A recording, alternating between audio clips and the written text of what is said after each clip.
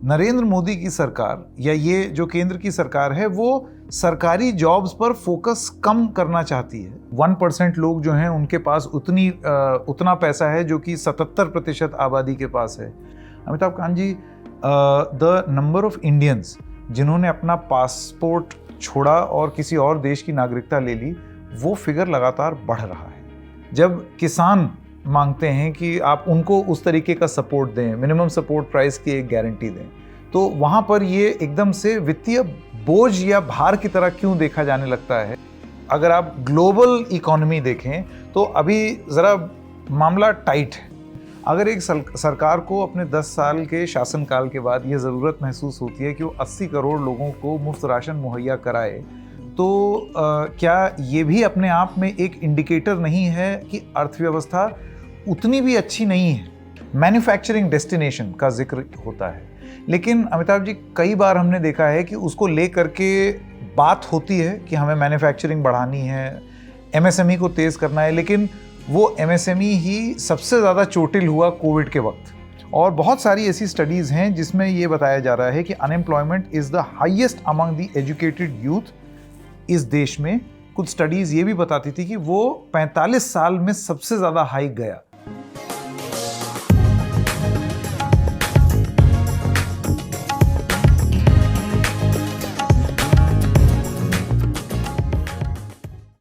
नमस्कार, the red mic में आपका स्वागत है। मैं हूं संकेत उपाध्याय। ये एक विशेष प्रस्तुति है। अक्सर देशों को, खास तौर से उनकी अर्थव्यवस्थाओं को, जानवरों से उनकी तुलना की जाती है। और ये एक तुलना इसलिए की जाती है कि आपके देश की अर्थव्यवस्था में वो कौन से जानवर के एट्रीब्यूट्स हैं। तो इस लिहाज से एशियन टाइगर्स हो गए। अगर आप चीन की बात करें तो उसको चाइनीज ड्रैगन कहा जाता है। हिंदुस्तान को हाथी यानी कि एलिफेंट बोल करके संबोधित किया जाता रहा है। लेकिन यह हाथी जो कि धीरे धीरे चलता है, वो अब कैसे चल रहा है? अर्थव्यवस्था को लेकर के देश और दुनिया में भारत की अर्थव्यवस्था को लेकर के बहुत चर्चा हुई है। कुछ लोग कहते हैं कि ग्रोथ तो हो रही है, पर कहीं जॉबलेस ग्रोथ तो नहीं हो रही है। तो क्या यह हाथी चल रहा है? और चल रहा है तो दुनिया इसको किस तरीके से देख रही है? क्योंकि जब हाथी चलता है तो लोग नोटिस करते हैं उसको चलते हुए देख करके। इसी चीज पर एक किताब लिखी है अमिताभ कांत जी ने और अमित कपूर जी ने। अमिताभ जी कहते हैं the elephant moves, India's new place in the world. हमारे साथ अमिताभ जी यहाँ पर मौजूद हैं। बहुत बहुत धन्यवाद अमिताभ जी हमें समय देने के लिए। बहुत धन्यवाद। आपसे बात करने का अवसर बहुत अच्छा लग रहा है। Thank you sir. मैंने आपकी किताब देखी और इसका जो सबसे पहला चैप्टर है अमिताभ जी, उसमें लिखा है ऑफ एलिफेंट्स एंड टाइगर्स। मतलब ये तुलना जो भारत की होती है कि ये हाथी है, अपनी चाल पे चलता है, धीरे धीरे चलता है, और उसके बाद एक खास तौर से पोस्ट 1991 अर्थव्यवस्था का बदलाव और उसके बाद से जो एक ट्रेजेक्ट्री पर हम लोग जा रहे हैं। मैं आपसे ये जानना चाहता हूँ कि द एलिफेंट मूविंग, इसके पीछे की मुख्य वजह क्या रही? आपका खुद का अनुभव क्या रहा ऑफ द एलिफेंट मूविंग? तो ये इस किताब का टाइटल ही इसलिए दिया गया है क्योंकि पहले ये था कि भारत एक ऐसे हाथी की तरह है जो कि चल ही नहीं रहा है। हाँ। और बहुत ही 91 के बाद बड़े धीरे गति से आगे चला। और ये जो टाइटल दिया गया है कि India's new place in the world, the elephant moves, इसलिए है क्योंकि अब ये हाथी जोरों से चलने लगा है और उसके कई कारण हैं। और ये कहता है कि अगर हाथी चलने लगेगा तो हम बड़े ज़ोरों से आगे चलेंगे और बड़े स्ट्रेंथ से आगे चलेंगे। और ये हाथी इसलिए चला क्योंकि हमारे देश में काफ़ी स्ट्रक्चरल रिफॉर्म्स हुए, हमारे देश में काफ़ी फोकस इंफ्रास्ट्रक्चर पे रहा, हमारे इकोनॉमी को अगर हम देखते हैं तो डिजिटाइजेशन ज़ोरों से हुआ, और आखिरी जो प्रमुख चीज़ रही वो कि एनर्जी ट्रांजिशन भी हुआ। तो ये सब जब मिलाकर देखते हैं, स्ट्रक्चरल रिफॉर्म्स, डिजिटाइजेशन और इसके साथ एनर्जी ट्रांजिशन और इंफ्रास्ट्रक्चर क्रिएशन, इसके वजह से ये स्पीड इसने काफ़ी लगाई है। और ये इस किताब में हम ये कहते हैं कि ये हमको लगातार ये रिफॉर्म्स और इंफ्रास्ट्रक्चर क्रिएशन लगातार करते रहना पड़ेगा। और अगले अगर हमें विकसित काल समय जो हम अमृत काल कह रहे हैं कि विकसित भारत अगर हमें बनाना है इसको, तो हमें लगातार 9-10% की ग्रोथ अगले 30 वर्षों तक करनी आवश्यक है। क्योंकि अभी जब एलिफेंट मूव किया है तो ये कुछ सालों के लिए मूव किया है, 5 या 6 साल हुए, पर पिछले 6-7 सालों में मूव किया है। पर अगर भारत को एक विकसित भारत बनना है तो 30 वर्ष की प्रगति आवश्यक है। और ये वर्ल्ड वॉर 2 के बाद जापान ने की, उसके बाद कोरिया ने की, और फिर छोटे देशों में देखें तो सिंगापुर और ताइवान ने की, और अभी हाल में चाइना ने 30 दशक तक 10% प्लस ग्रोथ की। करेक्ट। तो ये हाई ट्रेजेक्ट्री ऑफ ग्रोथ जब करता है उसका कंपाउंडिंग पावर ऑफ ग्रोथ आती है। और कंपाउंडिंग पावर ऑफ ग्रोथ सबको लिफ्ट करता है, और उसी वजह से पर कैपिटा इनकम बढ़ेगी। अगर ओवरऑल ग्रोथ होती है तो पर कैपिटा इनकम बढ़ती है, और अगर 10% ग्रोथ 30 सालों तक हुई, मतलब 2047 तक हुई, तो हमारी पर कैपिटा इनकम करीब 2500 से लेकर करीब 22,000 तक बढ़ के हो जाएगी, और सारे भारतीय का लिविंग स्टैंडर्ड बहुत बढ़ जाएगा। तो इसलिए ये किताब में हम ये एम्फेसाइज करते हैं कि अगर लगातार हाथी को चलना है अगले 30 वर्षों तक, तो क्या क्या रिफॉर्म्स और आवश्यक है और क्या करने की आवश्यकता जी। इसके कुछ अंश पढ़े और उससे जुड़े हुए कुछ सवाल हैं, और अर्थव्यवस्था पर खास तौर से अमिताभ जी चर्चा हमेशा रहती है, राजनीतिक पहलू से भी होती है, लेकिन बहुत सारे अर्थशास्त्री भी बात करते हैं, और मैं उनका एक एक करके आपसे सवाल पूछना चाहूँगा। सबसे पहली बात, आपका अनुभव, क्योंकि आप नीति आयोग में CEO रह चुके हैं, sherpa to a very successful G20, तो आपने ग्लोबल एक्सपेरिमेंट्स भी देखे हैं और भारत जो कर रहा है वो भी देखे हैं। देखिए, भारत ने क्या किया इसका तो हवाला सरकार दे ही रही है, लेकिन भारत की चुनौतियां क्या हैं जब आप ग्रो कर रहे हैं, जब आप बढ़ रहे हैं, जब अर्थव्यवस्था के नंबर आंकड़े बढ़ते हुए दिखते हैं, तो आपके एक्सपीरियंस से जो 10 साल में आपने देखा है, आप चैलेंजेस क्या हाईलाइट कर सकते हैं? देखिए, चैलेंजेस कई हैं, क्योंकि भारत की जो ग्रोथ हुई है वो सर्विसेज सेक्टर की वजह से हुई है। ये आवश्यक है कि हम मैन्युफैक्चरिंग को बढ़ावा दें और लार्ज स्केल मैन्युफैक्चरिंग करें, हम कई लार्ज चैम्पियंस बनाएं और हम बड़ी कंपनियां बनाएं। और मेरे विचार से तो भारत को करीब 10,000 बड़ी कंपनियां बनानी पड़ेंगी, क्योंकि मैन्युफैक्चरिंग जब होती है और लार्ज कंपनियां जब आती हैं तो वो अपने आप टायर 2, टायर 3, टायर 4 मैन्युफैक्चरर्स लाते हैं, तो आपका MSME और SME का बैकवर्ड फॉरवर्ड इंटीग्रेशन हो जाता है। और मैन्युफैक्चरिंग के बिना गुड क्वालिटी जॉब्स बनाना बड़ा मुश्किल होगा। और तीसरी चीज़ जो ज़रूरत है वो है कि हम एग्रीकल्चर प्रोडक्टिविटी को बढ़ाएं, और एग्रीकल्चर में जो हमारी जनसंख्या है करीब 42%, उसको हम कम करें और मैन्युफैक्चरिंग में ले जाएं। और चौथी जो बहुत आवश्यक चीज़ है वो कि हम स्मार्ट अर्बनाइजेशन करें, क्योंकि अर्बनाइजेशन से ग्रोथ होती है, और अर्बनाइजेशन की वजह से अगर आप दुनिया को देखते हैं तो इस समय करीब 70% लोग अर्बन एरियाज में रहते हैं, और उसमें हमारे यहाँ अनप्लैन्ड अर्बनाइजेशन होने के बदले हम प्लैन्ड सस्टेनेबल अर्बनाइजेशन करें। और इसका मतलब है अच्छी प्लानिंग हो और ट्रांसपोर्टेशन नेटवर्क पहले बने और ट्रांसपोर्टेशन नेटवर्क पर अर्बनाइजेशन हो। तो ये तो ग्रोथ के कुछ चैलेंजेस हुए, पर ये ग्रोथ अचीव करने के लिए ह्यूमन डेवलपमेंट इंडेक्स बहुत आवश्यक है, और इसलिए हमें अपने लर्निंग आउटकम्स को इम्प्रूव करना है। हमने स्कूल हर जगह पहुंचा दिए, पर लर्निंग आउटकम्स इम्प्रूव नहीं हुए। एसर की स्टडी देखें, NAS की स्टडी देखें, तो लर्निंग आउटकम पर फोकस करना बहुत आवश्यक है, और हेल्थ आउटकम्स पे आगे चल के बहुत फोकस आवश्यक है।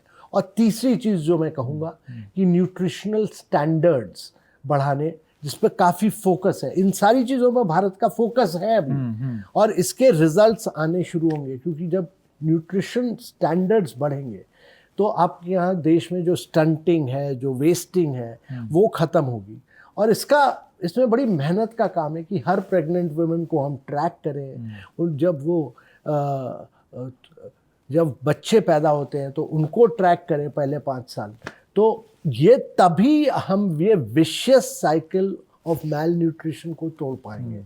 तो एजुकेशन हो, हेल्थ हो, मेल न्यूट्रिशन हो, इन सब पे बहुत फोकस करना। तो ये जो ह्यूमन डेवलपमेंट इंडेक्स हैं, आपको ये लगता है कि ये भी अपने आप में अर्थ, और ऐसर की जो रिपोर्ट आप बता रहे हैं वो अपने आप में इतनी रोचक है, क्योंकि उसमें कुछ कुछ ऐसी चीज़ें होती हैं कि फलानी क्लास का जो बच्चा है या इतना बुजुर्ग आदमी वो ये भी बेसिक चीज़ नहीं कर, तो आप क्या चीज़ सीख रहे हैं, वो भी आपकी अर्थव्यवस्था पर कहीं ना कहीं इम्पैक्ट डालेगा। तो देखिए, जो एसर और नैस की स्टडी है, दोनों स्टडी ये कहती हैं कि हमारे यहाँ बच्चे पास हो जाते हैं, सीखते नहीं हैं। हाँ, तो आप दूसरी क्लास, तीसरी से तीसरी में जाते हैं, तीसरी से चौथी, और पास होते होते 10वीं में पहुंच जाते हैं। पर अगर आपका नींव ठीक ना पड़ी हो, मतलब दूसरी स्टैंडर्ड में आपने सब्ट्रैक्शन, एडिशन, डिविजन ठीक से नहीं समझा होगा अपने दिमाग में, तो आप फिर पास होते चले जाइएगा, पर आगे चल के आप डिवीजन भी नहीं कर पाइएगा, एडिशन भी नहीं कर पाइएगा, पास होते चलेगा। तो आप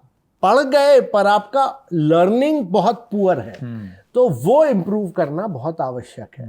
और ये सब लगता है ये भी वो वही एलिफेंट की चाल बिल्कुल धीमी है। तो ये सब चीजें एम्फसाइज इसलिए की हैं क्योंकि विकास के लिए हमें स्किल्ड मैन पावर की आवश्यकता है, और स्किल्ड मैन पावर के लिए लर्निंग आउटकम्स को इम्प्रूव करना है। और कोई भी देश ऐसा नहीं है जो कि लॉन्ग टर्म ग्रोथ 30 वर्षों तक उसने की हो without improving on these social indices. जैसे आपकी ये किताब है, इसका ब्लर्ब मैं लास्ट में देख रहा था, जिसमें आपने लिखा है, the goal is not just attaining a certain GDP number but a sense of quality of life that is more encompassing, one that prioritizes social progress, is about shared prosperity, focus on sustainability and shows resilience to external shocks। आप बिल्कुल वही बात अभी समझा रहे हैं। ये इस किताब का काफ़ी इंस्पिरेशन जो मिला 2 चीज़ों से। एक तो प्रधानमंत्री जी ने हम लोगों से एक स्कीम इम्प्लीमेंट करवाई थी, जिसमें हम पहले जिसको बीमारू कहा जाता था, उसको हमने बैकवर्ड एरियाज को हमने कहा ये एस्पिरेशनल है। तो पीएम ने बीमारू से मूव किया एस्पिरेशनल डिस्ट्रिक्ट्स, और एस्पिरेशनल डिस्ट्रिक्ट्स को हमने इम्प्लीमेंट किया लर्निंग आउटकम्स, हेल्थ आउटकम्स, और आपके न्यूट्रिशनल स्टैंडर्ड्स को बहुत इम्प्रूव किया। तो उसमें जो किया था, कंपटीशन किया परफॉर्मेंस पे। जब मैं यंग ऑफिसर था तो हमें डेटा नहीं मिलता था, वो 5 साल 6 साल बाद आता था, डिपार्टमेंट ऑफ स्टैटिस्टिक्स निकालता था। पर आज के युग में आपको मोबाइल पर रियल टाइम डेटा मिलता है, तो आप वो डेटा यूज करके minute to minute, month two month आप पब्लिक डोमेन में डाल सकते हैं कि भाई आपकी डिस्ट्रिक्ट आगे गई कि पीछे गई। तो जो किफरे डिस्ट्रिक्ट है और रिभुई डिस्ट्रिक्ट, किफरे डिस्ट्रिक्ट नागालैंड में है, रिभुई डिस्ट्रिक्ट आपकी मेघालय में है, ये डिस्ट्रिक्ट कितनी आगे गई कितनी पीछे गई पता लगता है। तो 112 डिस्ट्रिक्ट्स को हम ट्रांसफॉर्म कर पाए, क्योंकि और आउटकम्स में ट्रांसफॉर्म कर पाए क्योंकि हमने कंपटीशन किया। और प्रधानमंत्री जी जो कहते हैं कि वो वहाँ गवर्नेंस इंप्रूव हुआ, क्योंकि कलेक्टर्स का टर्म लंबा हुआ, वहाँ डॉक्टर्स पहुँच पाए, वहाँ हमने वैकेंसीज को फिल अप किया, एक चैलेंज की तरह लिया, और इन एस्पिरेशनल डिस्ट्रिक्ट्स में डेटा फॉर गुड गवर्नेंस किया, और उसकी वजह से बदलाव आया। अमिताभ जी, देखिए अभी आपने यही जो आप कह रहे हैं होलिस्टिक ग्रोथ और उसके जो ये मापदंड हैं वो बहुत ज़रूरी हैं, वरना आप सिर्फ जीडीपी नंबर से तो आप क्या ही हासिल करें। यही आलोचना भी कई स्तर पर भारत की जो आर्थिक रूप से विकास है उसकी भी होती है कि सिर्फ आप परसेंटेज टर्म में ऊपर जा रहे हैं तो आप क्या हासिल कर रहे हैं, क्या आप सब लोगों को लेकर के चल रहे हैं। मिसाल के तौर पर diabetes capital of the world, global hunger index में 107वें नंबर पर 121 देशों में, और जो सबसे खतरनाक और डेंजरस जिस चीज़ को मैं मानता हूं वो है कि नंबर 3 हैं हम among the top 10 polluting countries. और अगर आप टॉप 10 शहर देखें तो उसमें हर दूसरा शहर जो है वो भारत का निकलता है। आप जो कह रहे हैं कई चीज़ें ठीक कह रहे हैं, पर ये हंगर इंडेक्स जो है, ये हंगर इंडेक्स मैंने बड़े क्लोजली स्टडी किया है, उसमें कई फ्लॉज हैं। वो हंगर को नहीं बताता, क्योंकि हम तो यहाँ करीब 80 करोड़ लोगों को भारत सरकार खुद ही राशन देती है, तो हंगर की तो वो स्टडी ठीक नहीं है मेरे विचार से। पर आप एयर क्वालिटी की जो बात कर रहे हैं या डायबिटीज़ की बात कर रहे हैं, वो सही कह रहे हैं कि हमें अपनी हेल्थ आउटकम्स पे बहुत टीबी हो, डायबिटीज़ हो, ये सब चीज़ों में हमें इम्प्रूव करना आवश्यक है। और इसीलिए ये प्रधानमंत्री जन आरोग्य योजना जो बनी, उसके 2 कंपोनेंट हैं कि हम अपने देश में एक तो primary health and wellness centres अच्छे बनाएं, जो बनाए गए हैं, जो primary health and wellness centre grass root पर ट्रांसफॉर्मेशन जो करे। क्योंकि अगर प्रिवेंशन आप कर देते हैं यंग एज में, और आप योगा, आयुर्वेदा और एलोपैथिक को मिक्स करते हैं ग्रास रूट लेवल पे, तो आपका ट्रांसफॉर्मेशन ग्रास रूट पे होता है। दूसरी चीज़ जो आई वो कि ये हेल्थ इंश्योरेंस आया। हेल्थ इंश्योरेंस जो करता है कि हम अपने देश में करीब 50 करोड़ लोगों को हेल्थ इंश्योरेंस दे रहे हैं। और ये सबसे बड़ी स्कीम है दुनिया की कि जो लोग आपके, अगर हमारे को हार्ट प्रॉब्लम आ जाती है या बाईपास कराना है, तो आप दारिद्र्य रेखा के नीचे चले जाते हैं, क्योंकि इतना पैसा लगता है। तो इसलिए इंश्योरेंस वो प्रोवाइड करेगा 50 करोड़ लोगों को, तो उससे बहुत बदलाव आएगा मेरे विचार से, और ये हेल्थ आउटकम्स पे भी इम्पैक्ट करेगा। तो ये फोकस जो रहा है वो एजुकेशन, हेल्थ और न्यूट्रिशन पर आया है, पर इसके ये स्लो मूविंग इंडिकेटर्स होते हैं, तो इसमें थोड़ा टाइम लगता है। तो अगर आप देखते हैं कि पिछले वर्षों में, पिछले डेकेड्स में जो एम्फेसिस रहा गवर्नमेंट का कि हर जगह स्कूल को पहुंचा दें, भाई स्कूल पहुंचा देना, एक बिल्डिंग खड़ी कर देना आवश्यक उतना नहीं है, बिल्डिंग में टीचर्स रहना आवश्यक है, टीचर्स को पढ़ाना आवश्यक है, और टीचर्स पढ़ा के फिर बच्चे का दिमाग में learning outcome improve, quality of the teacher भी इंपॉर्टेंट, क्वालिटी ऑफ टीचर बहुत आवश्यक। तो ये सब चीजें जो है, कैपेसिटी ऑफ द स्टेट क्या है और कैपेसिटी ऑफ द स्टेट को बिल्ड करने की आवश्यकता है, ये सब चीजें हमने, यही चुनौतियां हैं जिनके बारे में आप जिक्र कर रहे हैं। अब जैसे ग्लोबल हंगर इंडेक्स, चलिए ये जो रिपोर्ट है या जिस तरीके से कैलकुलेट हुई है, आपका ये मानना है कि ये रैंकिंग को आप सटीक नहीं मानते? पर देखिए चैलेंज उस रैंकिंग तो गलत है। मिसाल के तौर पर अमिताभ जी, मैं ये पूछना चाह रहा हूं कि अगर एक सरकार को, और ये एक सवाल पूछा भी जाता है, अगर एक सरकार को अपने 10 साल के शासनकाल के बाद ये ज़रूरत महसूस होती है कि वो 80 करोड़ लोगों को मुफ्त राशन मुहैया कराए, तो क्या ये भी अपने आप में एक इंडिकेटर नहीं है कि अर्थव्यवस्था उतनी भी अच्छी नहीं है कि लोगों को आपको फ्री में खाना देना पड़ रहा है? देखिए पिछले 10 सालों में ये समझना बहुत आवश्यक है आपके व्यूअर्स को कि इस सरकार ने करीब 4 करोड़ घर बना के दिए। ये 4 करोड़ घर जो हुए वो ऑस्ट्रेलिया की जनसंख्या के बराबर हुए, इतने घर दिए।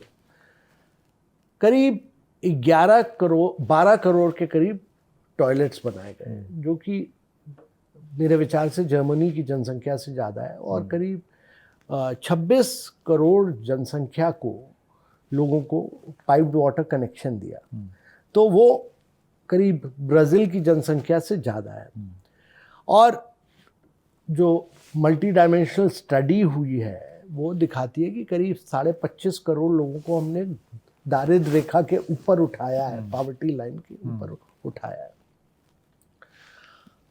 पर राशन देने का कारण ये था कि कोविड के समय बहुत सारे लोगों को खाना देना जरूरी था। हमने कोविड के समय में लार्ज पैकेजेस नहीं दिए जिससे कि इन्फ्लेशन हो, जो अमेरिका ने दिया। जो कनाडा ने दिया, जो यूरोप ने दिया। हम लोगों ने बड़ा टारगेटेड बेनिफिट्स दिए। हम लोगों ने 80 करोड़ लोगों को खाना दिया, हम लोगों ने 11 करोड़ औरतों को पैसे दिए जो उनके अकाउंट में गए, लीकेज ना हो। तो वो एक आवश्यक चीज थी और आवश्यक चीज हो, पर उसका मतलब ये नहीं है कि लोग दारिद्र्य रेखा के नीचे रह रहे हैं 80 करोड़ लोग। वो एक सर्कमस्टेंसेस की वजह से असिस्टेंस दी।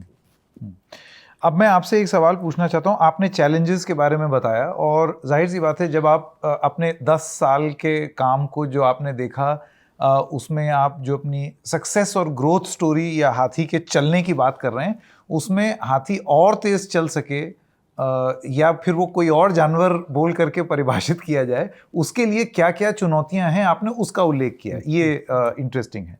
एक उसमें से चुनौती और है और वो है employment. Amitabh ji, 8 million new job seekers enter the market every year और बहुत सारी ऐसी स्टडीज़ हैं जिसमें ये बताया जा रहा है कि unemployment is the highest among the educated youth इस देश में। इनफैक्ट कोविड के बाद कुछ स्टडीज़ ये भी बताती थी कि वो 45 साल में सबसे ज़्यादा हाई गया। वो थोड़ा सा कम भी हुआ है, लेकिन उसका इतना हाई जाना अपने आप में एक बहुत अलार्मिंग बात होनी चाहिए। मैं आपसे वो पॉलिसी प्रिस्क्रिप्शन जानना चाहता हूं। आपको क्या लगता है कि इसको एड्रेस किया जाए ताकि ये तमगा ना लगे कि ये ग्रोथ तो हो रही है लेकिन ये जॉबलेस ग्रोथ है? तो 2-3 चीज़ें आवश्यक हैं। एक तो देखिए, पोस्ट कोविड हर देश में इसका इम्पैक्ट आया था जॉब्स क्रिएशन में और अनएम्प्लॉयमेंट पे। पर जो लेटेस्ट फिगर्स आई हैं वो दिखाती हैं कि हम लोग ने काफ़ी जॉब्स क्रिएट की हैं। और ये EPFO की जो फिगर्स आई हैं वो दिखाती हैं कि भारत ने काफ़ी जॉब्स क्रिएट की हैं। मैं फिगर्स में जब बहुत ज़्यादा नहीं घुसना चाहता, क्योंकि मैं बताना चाहता हूँ कि देखिए, आपके देश में ग्रोथ होना आवश्यक है। ग्रोथ के बिना आप जॉब्स नहीं क्रिएट कर पाइएगा। आप केवल पॉवर्टी को रीडिस्ट्रीब्यूट नहीं करते रहिएगा, आपको एक्सेलरेट करना है ग्रोथ।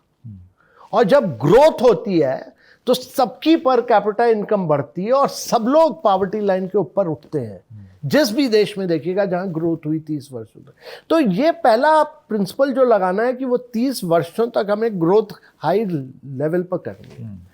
दूसरी चीज, जब ये ग्रोथ होती है तो हमें कई चीजों पर फोकस करना है। देखिए, एक तो सनराइज एरियाज ऑफ ग्रोथ है।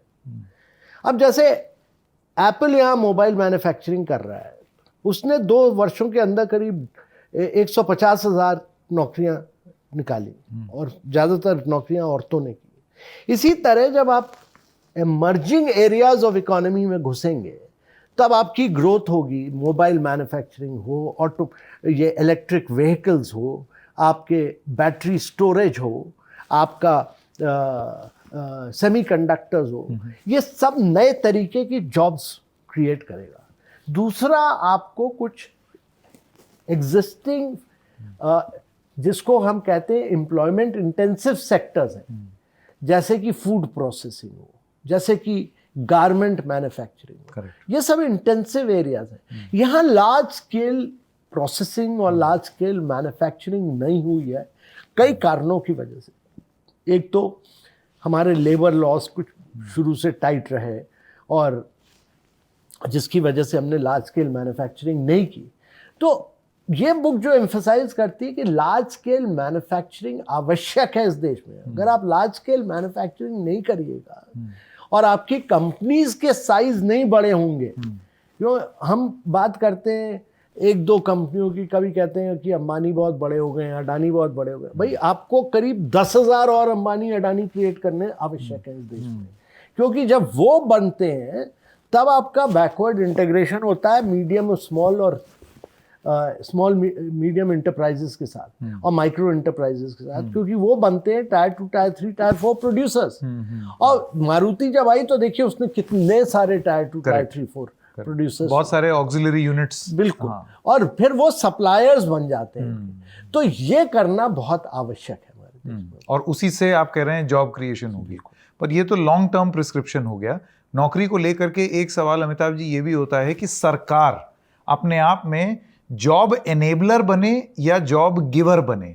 सरकार को चलाने के लिए भी बहुत सारी रिक्त पदें हैं जिनको भरा जाना है, और एक आम धारणा बन गई है कि नरेंद्र मोदी की सरकार या ये जो केंद्र की सरकार है वो सरकारी जॉब्स पर फोकस कम करना चाहती है and wants to project itself as a job enabler, कि हम एक ऐसी पॉलिसी कर दें जिससे जॉब एनेबल।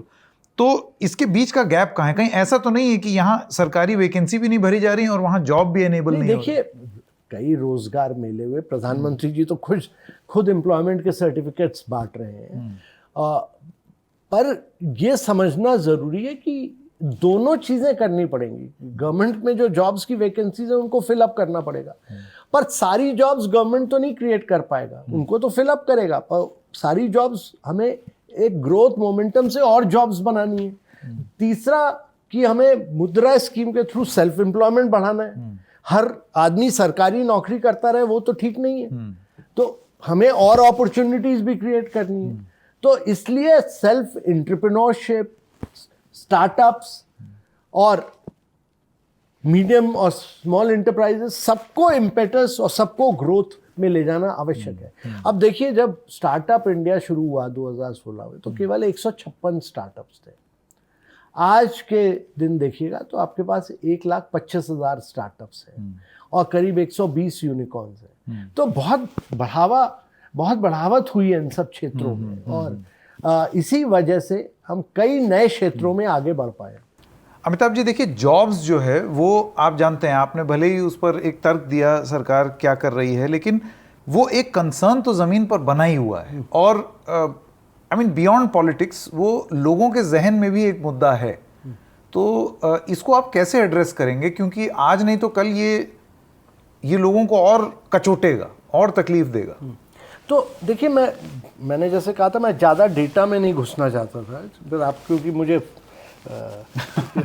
फोर्स कर रहे हैं, तो मैं बताना चाहूँगा कि देखिए, जो एनुअल लेबर फोर्स पार्टिसिपेशन का जो डेटा आता है वो दिखाता है कि 2017 और 2023 के बीच में लेबर फोर्स पार्टिसिपेशन 49.8% से बढ़ के 59.6% हो गया है। तो वो मतलब बढ़ा है, लेबर फोर्स पार्टिसिपेशन बढ़ा है। एक दूसरी चीज़, आप अनएम्प्लॉयमेंट रेट जो है वो एक्चुअली 6% से घट के 3.2% आया है। तो आपका अनएम्प्लॉयमेंट कम हुआ है इस देश में, 6% से 3.2%।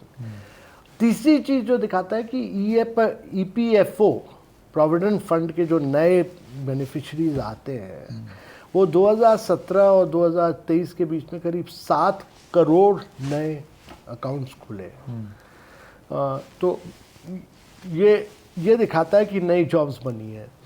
और चौथी पॉइंट जो बहुत महत्वपूर्ण है कि करीब 8 करोड़ मुद्रा लोन दिए गए हैं, मतलब सेल्फ एम्प्लॉयमेंट के, और 8 करोड़ का मतलब हुआ कि हर व्यक्ति 1-2 लोगों को एम्प्लॉय करता है, तो करीब 16 करोड़ नई जॉब्स तो मुद्रा लोन से बनी है, और 7 करोड़ EPFO के अकाउंट्स दिखाते हैं। अनएम्प्लॉयमेंट रेट कम हुआ है। और इसके अलावा जो स्कीम्स हुई हैं, स्वनिधि स्कीम हो, स्टैंड अप इंडिया हो, आपका स्किल इंडिया हो, ये स्टार्टअप इंडिया हो, ये सारी स्कीम्स ने नई जॉब्स क्रिएट की हैं। और गिग इकोनॉमी तो आप देख ही रहे हैं, रोज़ आप भी अपने घर में फूड ऑर्डर करते होंगे, ये सब गिग वर्कर्स हैं जो नई इकोनॉमी में नई तरह की जॉब्स बने हैं। तो मेरे विचार से ये एक एनेक्डोटल चीज़ कहना कि जॉब्स नहीं हो रही हैं वो ठीक नहीं रहेगा, डेटा पर हमको जाना आवश्यक है। जी, अब आपने गिग का जिक्र किया अमिताभ जी, गिग इकोनॉमी को, गिग का मतलब ही ये होता है कि एक टेम्पररी चीज़ जो कि आप और कुछ कर रहे हो और थोड़ा सा साइड में कुछ कर लिया, इसी को गिग कहा जाता है। लेकिन हमने देखा है बहुत सारी ऐसी एसोसिएशंस हैं, जैसे एक एसोसिएशन है IFAT, उन्होंने अपनी एक रिपोर्ट निकाली, वो ऐप बेस्ड ड्राइवर्स और जो डिलीवरी पार्टनर्स हैं उन्होंने पूरा, उनकी एक स्टडी है जिसमें वो ये बताते हैं कि 16 घंटे काम करते हैं वो, 14 घंटा 16 घंटा। अब ये गिग कैसे हो गया? ये तो आपके 8 घंटे वर्क डे से भी ज़्यादा लंबा हो गया। अब इनके लिए इनको मुख्य धारा में लाना, इनको आप डिलीवरी पार्टनर भले ही बोल दें, लेकिन आप इनको राइट्स क्या देंगे? इनके सपोज इनको अगर कुछ हो जाता है, हेल्थ इंश्योरेंस इनको मुख्य धारा में लाने के लिए आप एक तरफ काउंट तो कर रहे हैं इसको काम, लेकिन फिर जैसे नहीं, वो देखिए, प्रोफेशनल वर्कफोर्स जो नया एम्प्लॉयमेंट है, जो नए स्टार्टअप्स आए हैं, इसमें तो गिग वर्कर्स की आवश्यकता होगी। ये लोग मतलब 16 घंटे काम कर रहे हैं तो ये अर्न भी तो उतना कर रहे हैं और इनकी कमाई बहुत अच्छी खासी हो रही है। और मैं आपको बता दे रहा हूँ कि ये अगर टाइम पर अपनी डिलीवरी देते हैं तो इनकी बहुत अच्छी कमाई होती है। तो ये एक नए तरह की जॉब अपॉर्चुनिटीज़ हैं जो हर सोसाइटी में क्रिएट होंगी। एक डिसरप्शन हो रहा है सोसाइटी में, नए स्टार्टअप्स आ रहे हैं, नए तरह की जॉब्स होंगी और ये लोग कमाई करेंगे। अब हर चीज़ को प्रोटेक्शन दीजिएगा, भारत सरकार तो कोशिश कर रहा है प्रोटेक्शन देने की, वो तो कह रहा है कि इकोनॉमी को भी वर्कर्स देंगे हम लेबर प्रोटेक्शन की, और हर चीज़ को प्रोटेक्शन देने से बहुत ज़्यादा टाइट भी रूल्स रेगुलेशन प्रोसीजर्स में इतना ज़्यादा टाइट भी ना करें, क्योंकि इनोवेशन भी आवश्यक है। बिल्कुल है, लेकिन अब जैसे यही रिपोर्ट जिसका मैं हवाला दे रहा था, ये एवरेज अर्निंग 14 से 16 हज़ार। अब बताइए अगर आप इतने घंटे काम करके इतना कमाएंगे, कुछ बेनिफिट्स देने का भारत सरकार का विचार है गिग वर्कर्स को, जैसे हेल्थ बेनिफिट्स, और वो देना ज़रूरी है और मेरे विचार से वो भारत सरकार कंसिडर कर रहा है। जी, मैं अमिताभ जी, क्योंकि एम्प्लॉयमेंट, रोजगार, ये एक बहुत बड़ा टॉकिंग पॉइंट होता है और वो जितना कंसर्न है उससे ज़्यादा आप जानते हैं डिस्कोर्स में भी आता है, लोगों के जहन में ये बात है। आपकी सरकार की एक स्कीम थी स्किल इंडिया, उस पर मेजर फोकस था, स्किल डेवलपमेंट कॉरपोरेशन बना, स्किल का अलग मंत्रालय बना, ये सारी चीज़ें हुई। लेकिन क्या आप सक्सेसफुली ऐसे जॉब रेडी ग्रेजुएट्स या स्किल्ड ग्रेजुएट्स उस तरीके से बना पाए जैसा आपने कल्पना की थी कि स्किल इंडिया के बाद इस तरीके से लोग तैयार होंगे, इंडस्ट्री को हम बिल्कुल स्किल्ड मैन पावर मुहैया करा देंगे? ऐसा तमाम रिपोर्ट्स बताती हैं कि वो उस गति में नहीं हुआ जैसे आप चाहते थे। देखिए, स्किलिंग बहुत हुई, ये नहीं हुआ कि स्किलिंग सेक्टर स्पेसिफिक स्किलिंग्स हुई हैं और बहुत ज़ोरों से हुई, कई क्षेत्रों में हुई। अब टूरिज्म में देखिएगा बहुत स्किलिंग हुई, फूड प्रोसेसिंग में देखिएगा बहुत स्किलिंग हुई, कई चीज़ों में बहुत स्किलिंग।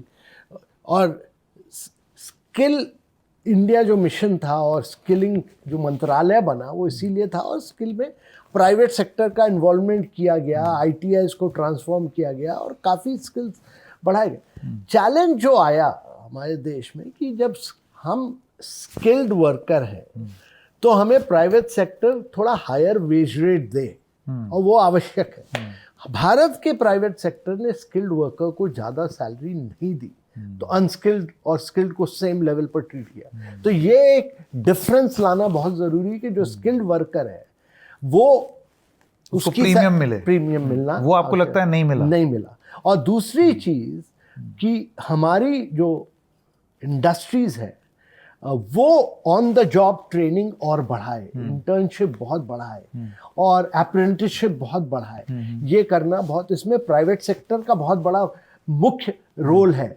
जैसे कि जर्मनी में प्राइवेट सेक्टर ही सारी ट्रेनिंग करता है, तो ये हमारे देश में बहुत आवश्यक है प्राइवेट सेक्टर। जी बिल्कुल।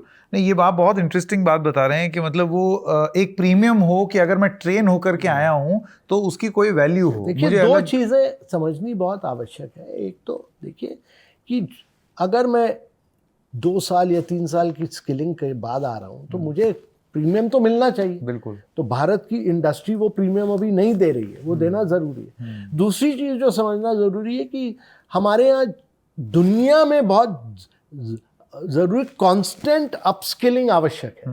अब जनरेटिव AI आ गई, AI आ गई, हमारे जो कोर्स क्यूरिकुलम है, IIT हो, IIIT है, उनके कोर्स क्यूरिकुलम में एक बदलाव लाना ज़रूरी है कि आज प्रॉम्प्ट मैनेजर्स की आवश्यकता है, आज डेटा साइंटिस्ट की ज़रूरत है, आज आर्टिफिशियल इंटेलिजेंस इंजीनियर की आवश्यकता है, मशीन लर्नर की आवश्यकता है।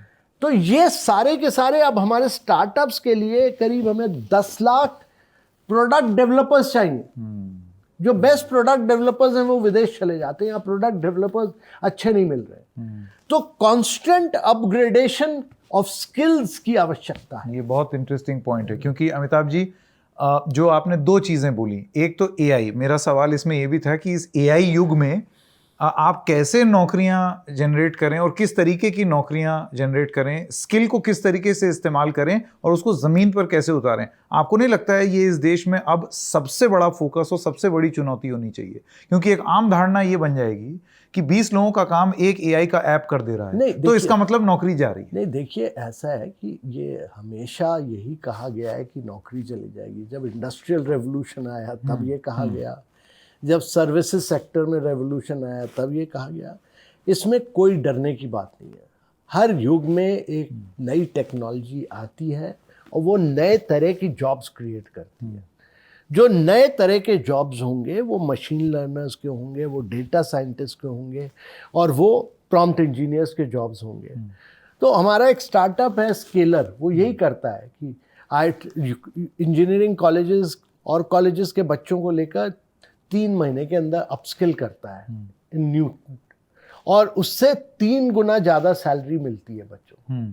तो आज के दिन में कांस्टेंट अपग्रेडेशन ऑफ स्किल्स की एक आवश्यकता है और वो करना बहुत ज़रूरी है, क्योंकि ये नई टेक्नोलॉजीज आएंगी और ज़रूर आएंगी और ये नए तरह की जॉब्स क्रिएट करेंगी और ये जॉब्स कोई और देश नहीं क्रिएट कर पाएगा, केवल इंडिया ही क्रिएट कर। पर ये आपकी इंडस्ट्री को यानी कि प्राइवेट सेक्टर को ये हिदायत है कि जब इस तरीके की ट्रेनिंग लेकर के कोई आदमी आए तो आप कम से कम उसको एक अच्छे प्रीमियम पर, अच्छे पैसे पर नौकरी दें। ये नहीं कि आप स्किल्ड और अनस्किल्ड को एक ही लेवल पर बहुत जरूरी है, ये बहुत जरूरी है। और आपको लगता है यहाँ एक कमी है जो इंडियन प्राइवेट सेक्टर को में ये अभी को ये बताना बहुत जरूरी है कि skilled worker must get a premium. Correct.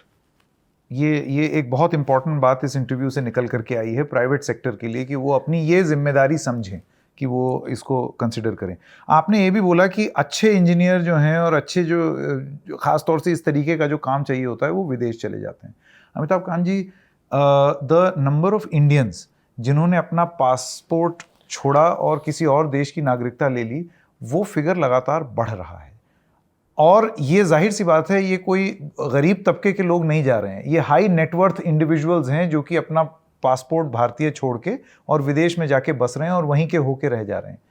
आपको नहीं लगता है कि ये एक बहुत बड़ी चुनौती है और एक ऐसा ट्रेंड है जिसको अगर नहीं रोका गया पॉलिसी के माध्यम से तो देश का अल्टीमेटली नुकसान हो रहा है? देखिए, इसके बारे में हम लोग को ज़्यादा फिक्र नहीं करनी चाहिए। क्यों? ये आप उसी तरह से फिक्र कर रहे हैं कि हमारे बच्चे विदेश में जाके पढ़ते हैं। भाई जाने दीजिए ना, आपके पास 1.5 बिलियन आपकी जनसंख्या है। आप ये मत फिक्र कीजिए कि हमारे बच्चे वहाँ जाते हैं और वहाँ पढ़ते हैं। आपकी इकोनॉमी जब ग्रो करेगी तो सारे के सारे बच्चे वापस आते हैं। जब हमने ग्रोथ की तो ये सारे लोग यहाँ नौकरियां ढूंढ रहे हैं। आजकल अमेरिका में कोई नौकरी नहीं करना चाहता, वो सब यहाँ ढूंढ रहे हैं नौकरियां।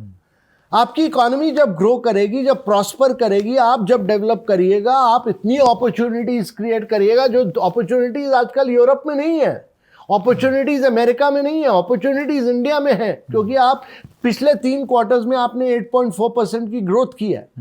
तो सारी अपॉर्चुनिटीज, अगर आप 3 दशक तक 10% पर ग्रो करिएगा, 9% पर ग्रोथ करिएगा, तो अपॉर्चुनिटीज तो यहां आएंगी। वो बाहर क्यों जाएंगे? सब यहां आएंगे। अगर आपको वेल्थ क्रिएशन यहां करना है तो वो दूसरे देशों में बैठ के ये लोग क्या करेंगे? फिर वापस आएंगे यहाँ। आप कोई बाहर जा रहा है, कोई अंदर जा रहा है, इससे फिक्र हमें नहीं कर। हमें बड़ा फोकस अप्रोच रहनी है कि हमें हर क्षेत्र में नंबर 1 बनना है। हमें मोबाइल मैन्युफैक्चरिंग करनी है, हमें ईवी मैन्युफैक्चरिंग करनी है, हमें सोलर मैन्युफैक्चरिंग करनी है, हमें सेमीकंडक्टर में क्वांटम जंप करना है। अगर ये 5-6 सेक्टर्स में आप ग्लोबल चैंपियन बनिएगा तो ना केवल हमारे इंडियंस यहाँ आएंगे वापस, विदेश के बेस्ट एक्सपर्ट्स यहाँ आकर काम करेंगे, सारी टॉप कंपनियां यहाँ आकर काम करेंगी। क्यों नहीं आएंगी? तो ये एक विजन का पार्ट होना चाहिए आपके साथ, क्योंकि अभी का तो ट्रेंड यही है कि हम देखते हैं कि आप देखिए ना, अभी ये जो इन फॉरेन डायरेक्ट इन्वेस्टमेंट आए, सैमसंग के कोरिया के लोग आके यहाँ काम कर रहे हैं कि नहीं कर रहे? एप्पल आए तो अमेरिकन आके काम कर रहे हैं कि नहीं कर रहे? तो ये इससे मुझे कोई ज्यादा फिक्र नहीं लगता। हमारा चैलेंज है constant regular growth for 3 decade. तो वो अगर आप कह रहे हैं वो उस पे फोकस रहे तो अपने आप वापस आ जाए। आप अपने देश को सिंप्लीफाई करिए। आप ईज ऑफ डूइंग बिजनेस जो प्रधानमंत्री जी ने फोकस किया है, अब वो नेक्स्ट फेज में सारे स्टेट्स को इजी और सिंपल बनना है। हमें अब 12 स्टेट चाहिए जो 10% की ग्रोथ से लगातार अगले 3 शतक तक ऊपर जाएं। बिल्कुल। और 10,000 कंपनियां चाहिए जो कि ग्रोथ करें। अब इससे जुड़ा हुआ एक और सवाल, होता क्या है कि कुछ स्टेट्स जो हैं उन्होंने तो अडेप्ट अच्छे से कर लिया, जैसे कि महाराष्ट्र, जैसे कि गुजरात, यूपी में भी, specially western UP, Noida NCR से सटा हुआ है, तो वहां तेजी से हो रहा है। लेकिन जैसे ही आप बिहार की बात करें, कोई वहां जाकर के कंपनी नहीं लगा रहा है, या पूर्वांचल में नहीं लगा रहा है, हाईवेज एक्सप्रेसवेज बन रहे हैं, तो आपको लगता है ये अपने आप में प्रॉब्लम है जिस वजह से नहीं? तो इसीलिए मेरे विचार से कि अगर ये स्टेट्स भी अपने आप को सिंप्लीफाई करें। देखिए, जब हमने ईज ऑफ डूइंग बिजनेस किया तो गुजरात पहली बार नंबर 1 आया, अगली बार आंध्रा ने गुजरात को बीट किया, अगले साल तेलंगाना ने इनको भी बीट किया, आंध्रा और गुजरात को। पर जो अच्छी चीज हुई कि 25वीं और 26वीं रैंक पर थे झारखंड और छत्तीसगढ़। उन्होंने रिफॉर्म्स किए और वो 4थी और 5वीं पोजीशन पर आए। तो ये तो मिनरल रिच स्टेट्स हैं। अगर ये इजी सिंपल हो जाते हैं, ये अपने रूल्स रेगुलेशन प्रोसीजर्स को हटाते हैं और ये हैंड होल्ड करेंगे, तो ये बनेंगे growth drivers of India. Bihar, Jharkhand, Chhattisgarh, Madhya Pradesh, ये सारे के सारे ग्रोथ ड्राइवर्स होंगे इंडिया के अगले 3 शतक तक। तो यहां good governance must become good politics. Correct. एक सवाल अब मैं पूछना चाहता हूं चाइना को लेकर के, क्योंकि ये अर्थव्यवस्था के पॉइंट ऑफ व्यू से एटलीस्ट इस रीजन में यही कंपैरिजन होता है।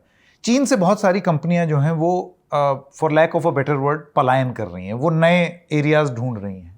लेकिन और उस समय ये बात हो रही थी कि अब वो कहाँ जाएंगी, वो हिंदुस्तान आएंगी, यहाँ पर अपना सेटअप कर सकती हैं, क्योंकि आप जैसे कह रहे हैं कि पॉलिसी बदलाव। और लेकिन हमने देखा बहुत सारी कंपनीज ने वियतनाम चुना या फिर और देशों को चुना। तो आपको लगता है कि हम वो कैपिटलाइज नहीं कर पाए उस मौके को जहां पर हम बड़े नेचुरली सेकंड ऑप्शन या फर्स्ट ऑप्शन होते उन कंपनीज के लिए कि अच्छा चाइना से निकलो, इंडिया आओ? देखिए, ऐसा हुआ कि वियतनाम एक छोटा मार्केट है और जो कंपनीज गई वहां इन्वेस्ट करने के लिए वो सारी चाइनीज कंपनीज हैं।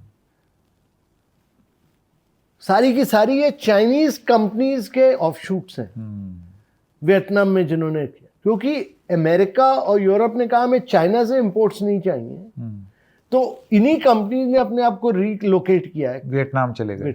ओके। तो ये हुआ।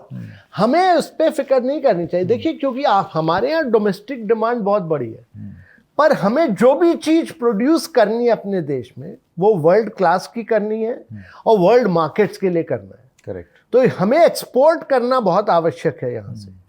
और अगर इस फिलॉसफी से चलेंगे तो जो नए इन्वेस्टमेंट्स आ रहे हैं वो सब के सब यहाँ अब वियतनाम का इन्वेस्टमेंट यहाँ विनीफास्ट जो गाड़ी इलेक्ट्रिक व्हीकल की गाड़ी आ रही है विनीफास्ट तमिलनाडु में, वो वहां से भी तो इन्वेस्टमेंट आ रहा है। करेक्ट। पर इंडिया लार्ज मार्केट है और जब हमारी ग्रोथ होगी, हमारी जीडीपी पर कैपिटा बढ़ेगी, तो ये सारे क्षेत्रों की इन्वेस्टमेंट्स यहाँ आएंगी। अब मैं इस इंटरव्यू के दूसरे भाग में कुछ और अर्थव्यवस्था से ही जुड़े हुए सवाल पूछना चाहता हूँ। मैन्युफैक्चरिंग डेस्टिनेशन का जिक्र होता है, लेकिन अमिताभ जी कई बार हमने देखा है कि उसको लेकर के बात होती है कि हमें मैन्युफैक्चरिंग बढ़ानी है, एमएसएमई को तेज़ करना है, लेकिन वो एमएसएमई ही सबसे ज़्यादा चोटिल हुआ कोविड के वक्त। और उसके बाद बहुत सारी ऐसी कंपनीज हैं जिनको दिक्कतें भी हुई रिकवर करने में, शटर डाउन हो गए, लोन्स आपने प्रोसेस शुरू किया, लोन्स में भी उनको दिक्कतें हुई, तमाम इस तरीके की रिपोर्ट्स आई। आपको लगता है कि हमको क्या करना चाहिए कि हमें कंपेलिंग पिच बनाएं कि इसको मैन्युफैक्चरिंग हब आप बनाइए हिंदुस्तान को? उसके लिए हमने क्या किया है और आगे आपके हिसाब से क्या करना चाहिए? देखिए, एक तो ईज ऑफ डूइंग बिजनेस जो किया है भारत ने, ये अब स्टेट्स में भी आवश्यक है। हमने एफडीआई को पूरा खोला, करीब 98% जो एफडीआई आता है देश में वो ऑटोमेटिक रूट के थ्रू आता है। फिर जो स्ट्रक्चरल रिफॉर्म्स हुए, गुड्स एंड सर्विसेज टैक्स हो, आईबीसी हो, रेरा हो, ये सारे इम्पोर्टेंट, बहुत ही इम्पोर्टेंट रिफॉर्म्स हुए देश में। और मेरे विचार से जो सबसे बड़ा इम्प्रूवमेंट हुआ वो कि कॉर्पोरेट टैक्स को हमने लोअर किया और वर्ल्ड की बेस्ट रेजिम्स में आया ये कॉर्पोरेट टैक्स।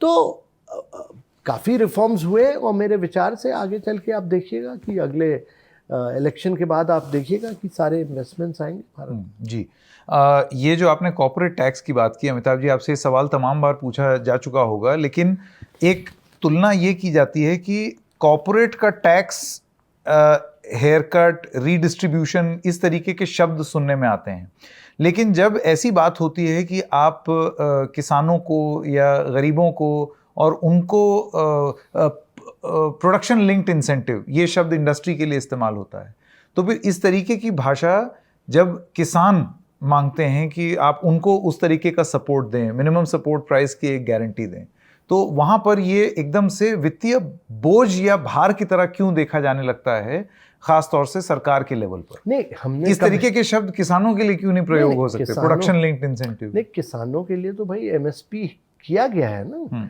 राइस और व्हीट के लिए तो एमएसपी किया गया है, पर ये हमने एमएसपी, मिनिमम सपोर्ट प्राइस, किसी मैन्युफैक्चरिंग के लिए कभी नहीं किया।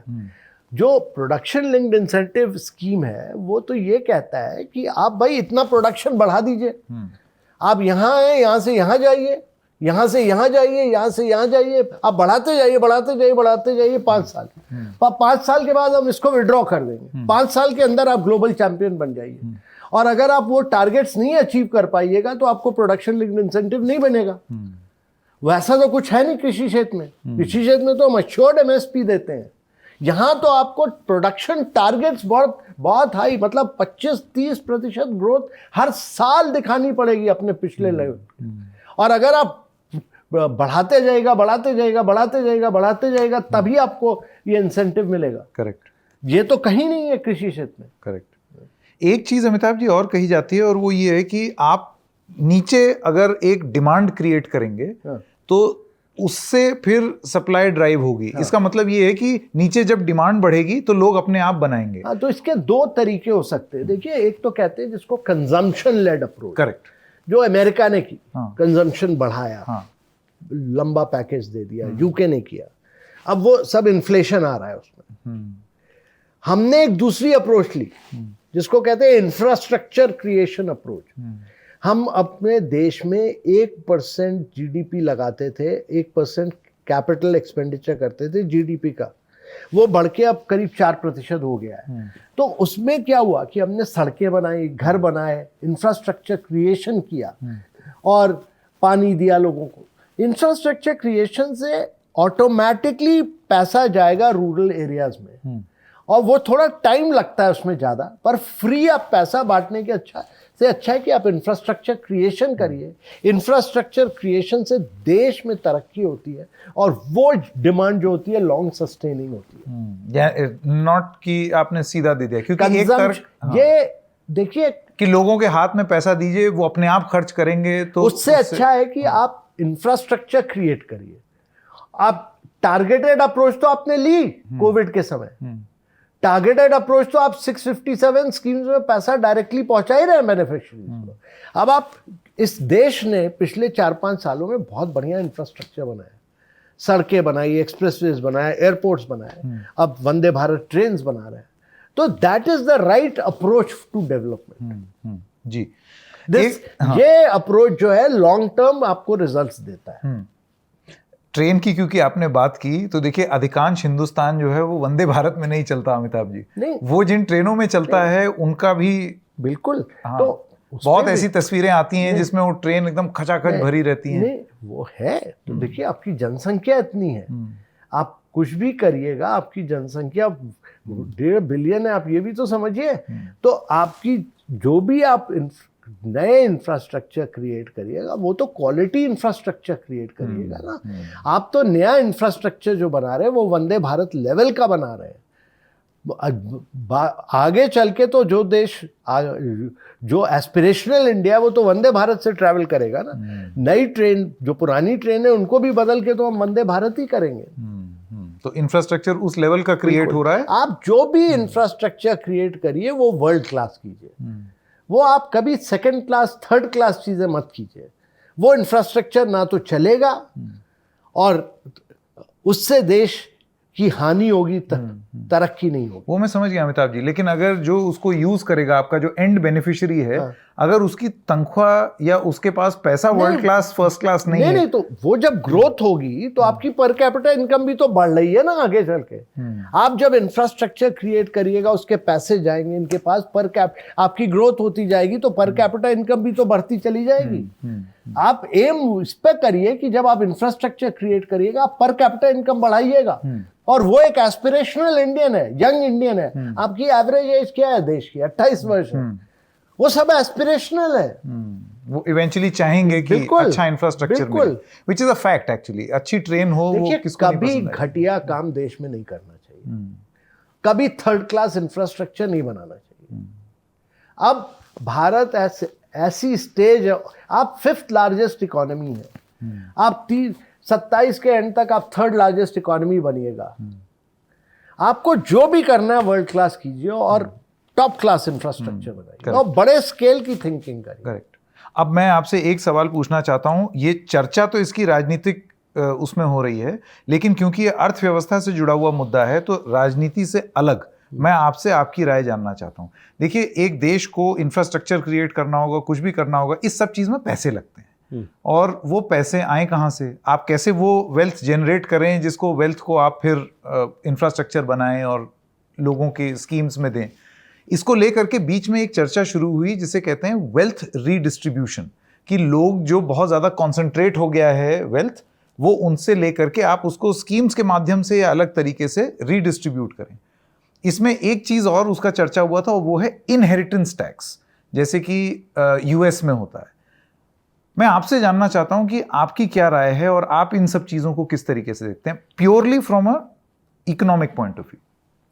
देखिए, मैं बड़ा क्लियर हूँ कि जो हमारी अप्रोच होनी चाहिए वो होनी चाहिए कि आप लोगों के लिए ग्रोथ करिए, आप लोग नया इंफ्रास्ट्रक्चर बनाइए, आप डेवलपमेंट कीजिए। आपको जो बेनिफिट देना है सरकार डायरेक्ट बेनिफिट ट्रांसफर से दे। आप किसी भी देश में रीडिस्ट्रीब्यूशन के बाद वो देश पीछे गया, आगे नहीं गया, और ये संभव नहीं है। और मेरे विचार से ये लेजी इकोनॉमिक्स है और पुअर इकोनॉमिक्स है। और ये देश में आउटडेटेड थॉट प्रोसेस है रीडिस्ट्रीब्यूशन का। हमें ग्रोथ पर फोकस करना है, हमें सबको लिफ्ट करना है अबव पॉवर्टी लाइन, और हमको सबके लिए अपॉर्चुनिटीज क्रिएट करनी है और उसके लिए इंफ्रास्ट्रक्चर क्रिएशन करना है, and that is good economics. तो ये जो इनहेरिटेंस टैक्स और रीडिस्ट्रीब्यूशन ऑफ वेल्थ, ये सब चीजें आउटडेटेड मार्क्सिस्ट फिलॉसफीज हैं, जिसमें मेरे को विश्वास नहीं है। और ये जो बात है कि 1% लोग जो हैं उनके पास उतना पैसा है जो कि 77% आबादी के पास है। अब ये आंकड़े सही हैं नहीं है मैं नहीं जानता, बट द ड्रिफ्ट इज कि कम लोगों के पास ज्यादा पैसा है और बहुत सारे लोगों के पास कम पैसा है। नहीं तो आपका जो लक्ष्य होना चाहिए, फिगर वैसे करेक्ट नहीं है, इसीलिए मैंने पहले बोल दिया, फिगर करेक्ट नहीं है। पर हमारा जो लक्ष्य होना चाहिए ये नहीं कि जो बड़ा हो रहा है उसको हम गिरा दें नीचे। आप लोग की आप जो सवाल कर रहे हैं कि जो बड़ा हो रहा है उसको खींच के नीचे कर दो, मेरा विचार है कि जो नीचे है उसको बड़ा करो, जो नीचे है उसको सबसे बड़ा बनाओ, उसको अपॉर्चुनिटी दो, उसको कैपिटल दो, उसकी प्रोडक्टिव स्किल्स को बढ़ाओ, उसका डेवलपमेंट करो। पर आपकी जो फिलॉसफी है, आप कह रहे हैं कि जो भी बड़ा हुआ उसको पकड़ के उसको खींच के नीचे कर दो, वो तो उससे तो ग्रोथ नहीं होगी। So from what I understand, आपका ये कहना है कि वेल्थ रीडिस्ट्रीब्यूशन ना करके आप वेल्थ जनरेशन करें, कि जो आप अपॉर्चुनिटीज प्रोवाइड करिए। आप जब इंफ्रास्ट्रक्चर क्रिएशन करते हैं गुड क्वालिटी, तब आप अपॉर्चुनिटीज देते हैं। जब आप लोगों को घर देते हैं तो आप अपॉर्चुनिटीज देते हैं, जब आप पाइप्ड वाटर कनेक्शन देते हैं तब आप अपॉर्चुनिटीज देते हैं। आप हर चीजों में अपॉर्चुनिटीज दे रहे हैं लोगों को, और इससे देश की तरक्की होगी। Very interesting. आप मुझे एग्जाम्पल दीजिए किसी देश का जिसने कि ये रीडिस्ट्रीब्यूशन से प्रोग्रेस किया हो। आप you are aiming to be a $35 trillion economy by 2047. That can only happen if your investment rate grows. That can only happen if your saving rate grows. That will only happen if you are able to raise the per capita income of your citizens. That will only happen if you are able to create good quality jobs in manufacturing. अगर आप agriculture productivity बढ़ाएंगे, आप अब infrastructure creation करेंगे, भाई आपके growth drivers क्या होंगे? अर्बनाइजेशन होगा, मैन्युफैक्चरिंग होगी, आपका न्यू एरियाज ऑफ ग्रोथ क्या होंगे? भाई सेमीकंडक्टर होगा, मोबाइल मैन्युफैक्चरिंग होगा, ग्रीन हाइड्रोजन होगा, आपके लिए सोलर होगा, ये रिन्यूएबल एनर्जी होगी, ये सारे न्यू एरियाज ऑफ ग्रोथ है। आप इस पे फोकस करिए ना। ये जब ग्रोथ होगी तो नई जॉब्स बनेंगी, सब लोग आगे बढ़ेंगे। ये कॉन्सेंट्रेशन ऑफ वेल्थ वाली बात इसलिए आती है अमिताभ जी, क्योंकि अभी तो सीमित संसाधन है देश के पास, और ऐसे में एक आर्ग्यूमेंट जब आप देखें कि कुछ इंडस्ट्रियलिस्ट जो हैं उनके पास वेल्थ कॉन्सेंट्रेट हो रही है, और ख़ास तौर से जो पब्लिक में जो संपत्ति थी, सरकारी संपत्ति थी, वो जो है वो अब मैनेज कर रहे हैं। एक चीज़ ये समझ के चलिए, देखिए गवर्नमेंट अपने बजट से, आप एक तरफ कह रहे हैं 80 करोड़ लोगों को हम खाना दे रहे हैं, फिर आप कह रहे हैं कि आप 657 स्कीम्स में गवर्नमेंट पैसा पहुंचा रहा है लोगों को पास, और कोविड पीरियड में हमने सबको अलग बेनिफिट्स दिए। ये गवर्नमेंट का जॉब है अपनी स्कीम से हाउसेस पहुंचाए, अपनी स्कीम से टॉयलेट्स पहुंचाए, अपनी स्कीम से वाटर पाइप कनेक्शन करे। वो अपनी स्कीम से करता है क्योंकि वो टैक्स कलेक्ट करता है। ये गवर्नमेंट का जॉब ये नहीं कि जो बड़ा हो रहा है उसको उठा के उससे सारे पैसे छीन लिए। इस तरह से कोई देश तरक्की नहीं करता। आपको तो 10,000 और बड़ी कंपनियां खड़ी करनी। समझ गया। आपका ये कहना है wealth redistribution has a negative connotation, कि आप वेल्थ पूल नहीं बढ़ा रहे, उसी पूल में से आप कह रहे हैं आप पॉवर्टी को डिस्ट्रीब्यूट करेंगे। आप क्या कर रहे हैं? आप ग्रोथ नहीं कर रहे हैं, यू आर रीडिस्ट्रीब्यूटिंग पॉवर्टी। आप एम करिए कि ग्रोथ होगी जब आप 30-35 करोड़ ट्रिलियन, आप 35 ट्रिलियन डॉलर इकोनॉमी बनिएगा, तो जो गरीब है उसकी भी तनख्वाह वो सारे रईस हो जाएंगे। आपका ऑब्जेक्टिव होना चाहिए कि सब लोग बड़े हों। Very interesting. मोतीलाल ओसवाल की एक डेट रिपोर्ट है अमिताभ जी, वो ये कहती है कि household debt is high, लेकिन इसके देखने के दो नजरिए हैं। एक तो ये है कि इंटरप्रिटेशन ये है कि लोग जो हैं वो उनका कर्जा बढ़ रहा है, और दूसरा ये है जो कि इस रिपोर्ट में इंटरप्रिटेशन है, वो ये है कि most of this spending is on non food expenses, जिसका ये मतलब ये है कि मेरा पेट तो भरा हुआ है लेकिन मैं कर्जा ले रहा हूँ नॉन फूड एक्सपेंसेस के लिए। इसको आप एक अर्थव्यवस्था में एक अच्छा मार्कर मानते हैं या बुरा मार्कर मानते हैं? नहीं, देखिए 2-3 चीजें हैं। क्योंकि ट्रेडिशनल हिंदुस्तान में विजडम ये रही है कि पैसा बचाओ। नहीं, देखिए डेट की बात आपने की, तो पहले तो मैं 2-3 चीजें कहना चाहूंगा कि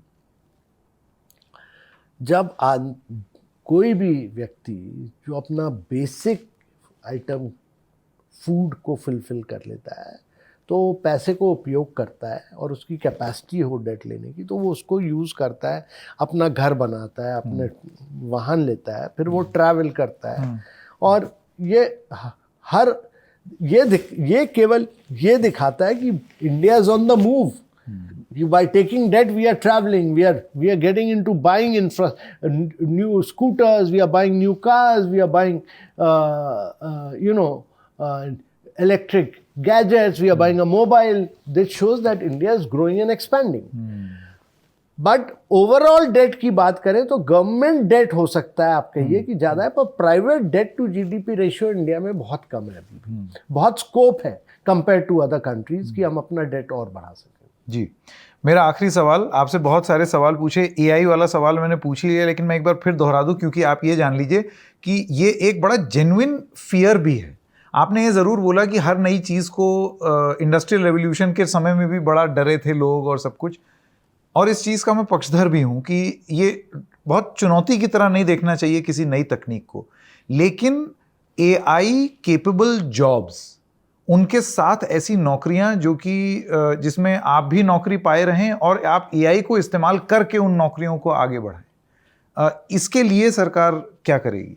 देखिए, सरकार ने तो नया एआई मिशन शुरू किया है, जिससे वो एआई के लिए देखिए 2-3 चीज़ें आवश्यक होती हैं।